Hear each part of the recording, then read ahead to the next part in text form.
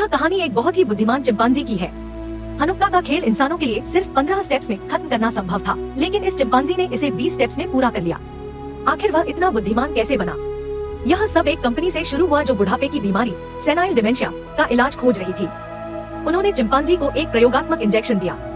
इस दवा के बाद उसकी सोचने समझने की क्षमता किसी इंसानी वैज्ञानिक जितनी बढ़ गई। लेकिन जिस डॉक्टर ने उसे इंजेक्शन दिया था वह उसे चिढ़ाने लगा। चिंपांजी को गुस्सा आ गया। उसने गुस्से में एक डॉक्टर को पकड़कर जोर से नीचे गिरा दिया और तुरंत इधर उधर भागने लगा।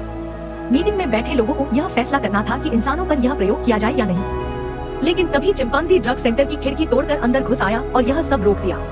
सभी लोग हैरान रह गए और डर गए। इसी दौरान एक पागल सिक्योरिटी गार्ड ने उसे गोली मार दी। मीटिंग में मौजूद सभी लोग समझे कि यह सब दवा का असर था। कंपनी के मालिक ने विल को चेतावनी दी और इस प्रयोग को बंद करने के लिए कहा। विल बहुत परेशान हो गया। तभी उसे समझ आया कि चिंपांजी सिर्फ अपने बच्चे की रक्षा कर रहा था। फिर विल ने चिंपांजी के बच्चे को उठाया और अपने पिता के पास ले गया। उसने उसका नाम सीजर रखा। सीजर इतना होशियार था कि वह पहले ही दिन दूध की बोतल उठा सकता था। धीरे धीरे विल को समझ आया कि उसने अपनी माँ के जीन भी ले रखे हैं। बचपन से ही सीजर बहुत बुद्धिमान था। सिर्फ 18 महीने की उम्र में उसने 24 शब्दों वाला एक मुश्किल काम सीख लिया और हनुक्का का खेल सिर्फ 15 स्टेप्स में पूरा कर लिया। वह एक बहुत अच्छा चित्रकार और शतरंज का माहिर खिलाड़ी भी था। जब वह 2 साल का हुआ तब वह ऐसे शतरंज खेलता था जो असल में 8 साल के बच्चों के लिए बनाए गए थे। परंतु जैसे जैसे सीजर बेहतर होता गया वैसे वैसे विल के पिता की तबीयत बिगड़ने लगी। बीमारी इतनी बढ़ गई कि विल की पत्नी उसे छोड़कर चली गई। मजबूरन विल ने वही दवा जो उसने चिंपांजी पर प्रयोग के तौर पर दी थी चुरा कर अपने पिता को लगा दी। अगली सुबह वे बिल्कुल स्वस्थ हो गए और मुश्किल संगीत भी आसानी से बजाने लगे। विल बहुत खुश था, लेकिन सीजर जो कभी घर से बाहर नहीं गया था खिड़की से बाहर देख रहा था। उसने एक बच्चे को साइकिल चलाते देखा तो किसी तरह घर से बाहर निकल आया। पड़ोस की एक बच्ची सीजर को देखकर डर गई और उसके पिता ने गुस्से में बेसबॉल बैट उठाकर सीजर पर हमला करने की कोशिश की। सौभाग्य से विल समय पर वहां पहुंच गया और सीजर तुरंत उसकी बाहों में चला गया। बाद में विल उसे अस्पताल ले गया क्योंकि उसे चोट लग गई थी। रास्ते में उनकी कार एक चिड़ियाघर के पास से गुजरी और यह पहली बार था जब सीजर ने अपने जैसे और भी चिंपांजी देखे। अस्पताल में नर्सों को सीजर बहुत पसंद आया। एक नर्स ने विल और सीजर को इशारों में बात करते देखा तो उसने पूछा, सीजर क्या कह रहा है? विल ने हंसते हुए जवाब दिया, सीजर कह रहा है कि हमें अस्पताल में साथ में खाना खाना चाहिए। फिर वे दोनों घर लौट आए। घर लौटने के बाद विल ने देखा कि सीजर फिर से खिड़की से बाहर देख रहा था। तब विल ने सोचा कि उसे बाहर ले जाना चाहिए। वे दोनों एक बड़े पुल से होते हुए मैंग्रोव जंगल तक पहुँचे। यह पहली बार था जब सीजर को प्रकृति की सुंदरता का एहसास हुआ। विल ने सीजर के गले से रस्सी खोल दी और उसे घूमने के लिए कहा, लेकिन सीजर ने अपना हाथ आगे बढ़ाया जैसे इजाजत मांग रहा हो। विल ने प्यार से उसके हाथ पर हाथ फेरा और फिर सीजर खुशी से कूदकर पुल पार करता हुआ जंगल की गहराइयों में चला गया।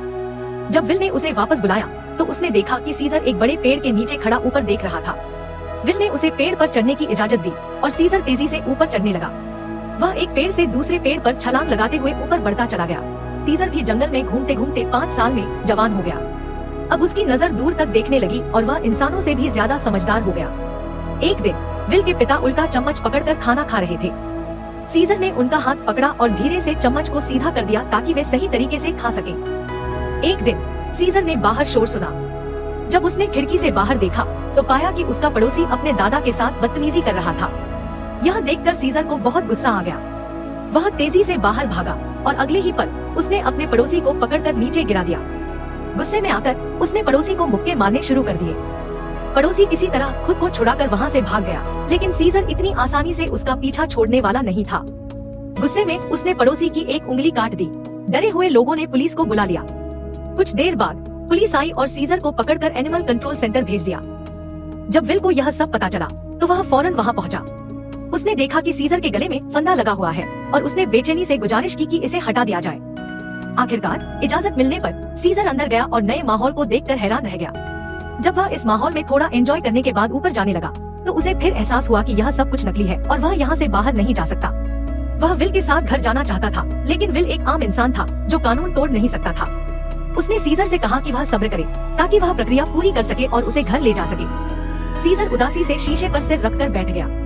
जब निगरानी करने वाले कर्मचारी सीजर के पास आए तो उसे बुलाकर धोखे से पिंजरे में कैद कर दिया। यह पहली बार था जब सीजर दूसरे चिंपांजियों के साथ था। सीजर बहुत ज्यादा बेचैन हो गया। इतनी बेचैनी उसे पहले कभी नहीं हुई थी। अगली सुबह निगरानी करने वाला कर्मचारी दोबारा आया और ऐसी गंदी खाना दिया जिसे कोई नहीं खा सकता था। सीजर ने उस गंदे खाने को देखकर उस कर्मचारी के मुंह पर फेंक दिया। कर्मचारी को बहुत गुस्सा आया। उसने सीजर पर एक बड़े पाइप से बहुत सारा पानी डाल दिया। ठंड की वजह से सीजर सिकुड़कर सो गया। जब उसने आंखें खोली तो उसके सामने एक पत्थर पड़ा था। उसने वह पत्थर उठाया और दीवार पर अपने घर की खिड़की का नक्शा बनाया। इस वक्त सीजर के दिल में सिर्फ एक ही ख्वाहिश थी, वह सिर्फ अपने महफूज घर वापस जाना चाहता था। इसी बीच विल के पिता की तबीयत और ज्यादा खराब होने लगी, क्योंकि उनके शरीर में जो एंटीमाइक्रोबियल एंटीबॉडीज थी, उन्होंने दवाई को रिजेक्ट कर दिया, जिससे इलाज का असर खत्म हो गया। इंजेक्शन लगाते समय कोबा का प्रयोग खत्म हो गया और दवाई लीक हो गई। डॉक्टर ने बिना सुरक्षा मास्क पहने गैस को इनहेल कर लिया। टेस्ट होने के बाद कोबा में कोई अजीब बात नहीं मिली, बल्कि उसकी सोचने की क्षमता IQ और बढ़ गई। टेस्ट में भी उसे कोई परेशानी नहीं हुई, मगर जो बॉस था वह पैसों का इतना भूखा था कि उसे सिर्फ अपने मुनाफे की फिक्र थी। इसीलिए उसने फौरन प्रोडक्ट बनाकर बाजार में बेचने का फैसला किया, बिना किसी को इसके असली असरात बताए। लेकिन किसी को यह नहीं पता था कि मोटे डॉक्टर के अंदर कुछ अजीब होने लगा है। दूसरी तरफ सीजर पहली बार दूसरे चिंपांजियों के बीच गया। वह नए आने वालों पर होने वाले जुल्म का शिकार बना। इसी बीच एक कैद में सबसे पुराना और ताकतवर चिंपांजी बैठा था। सीजर ने उसकी दोस्ती के लिए एक खिलौना बॉल फेंकी, मगर उसने उसे गिरा दिया।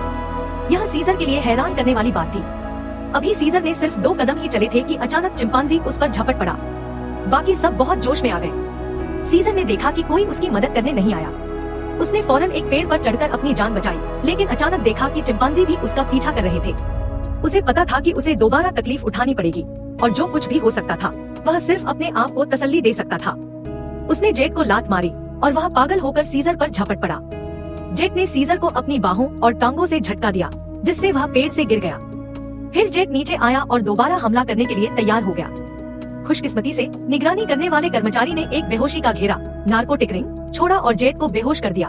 और जब सीजर उठने की कोशिश कर रहा था, कर्मचारी ने फिर से गोली चलाई। जब उसने अपनी आंखें खोली तो उसने एक सुरख लाल रंग के चिंपांजी को इशारा करते देखा।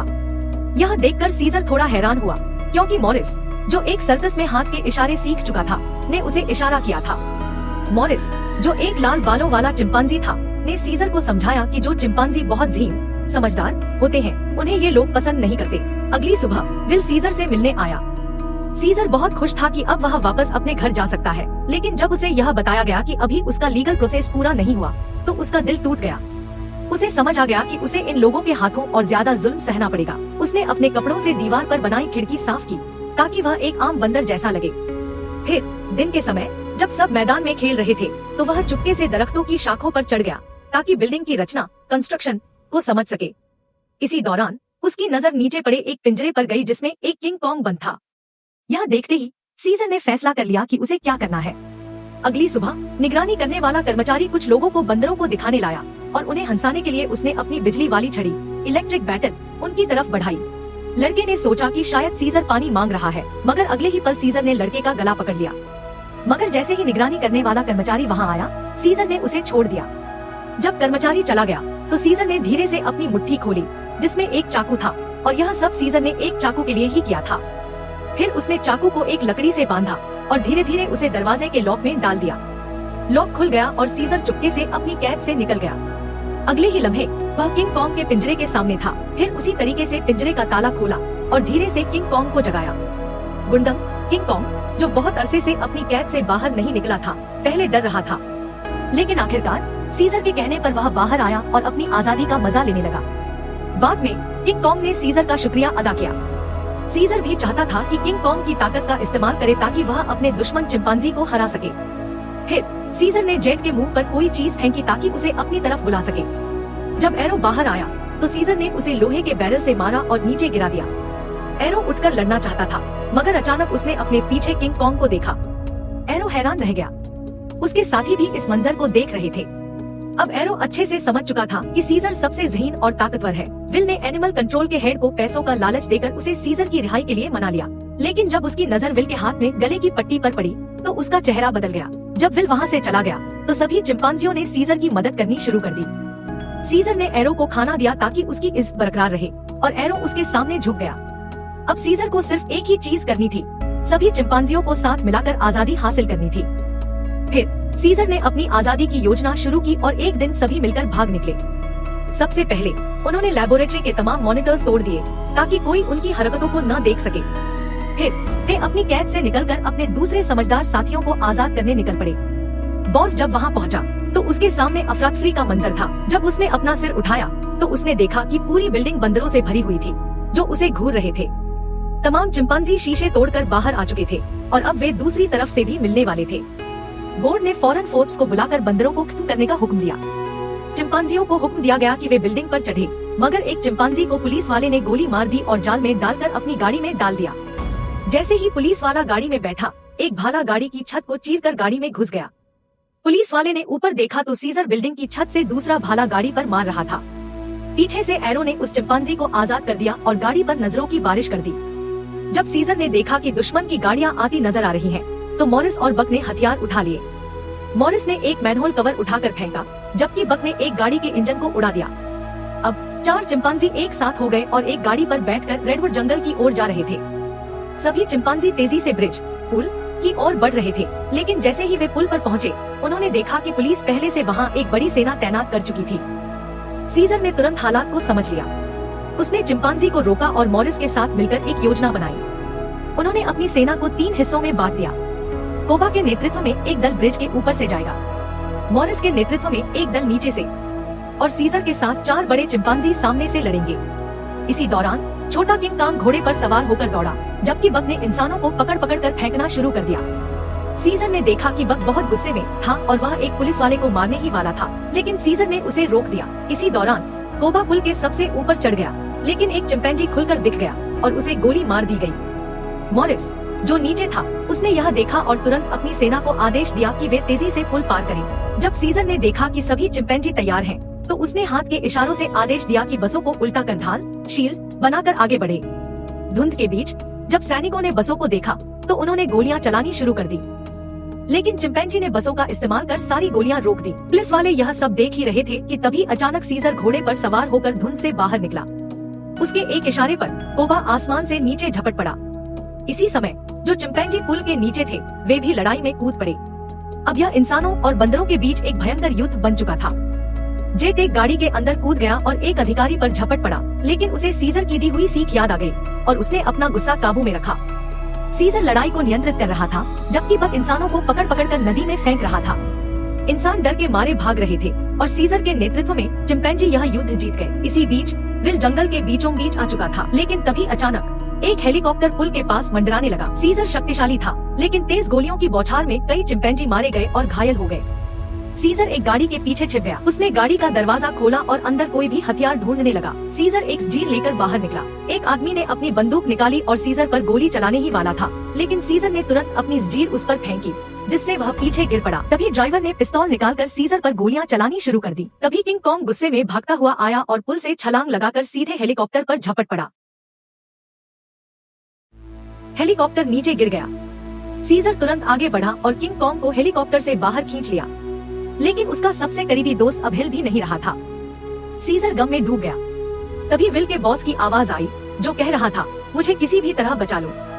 सीजर ने उसकी तरफ देखा और पीछे हट गया। यह फैसला उसने कोबा के हाथों में छोड़ दिया। कोबा, जिसने लैब में इंसानों के जुल्म सहे थे, किसी भी हाल में इस दुश्मन को माफ करने वाला नहीं था।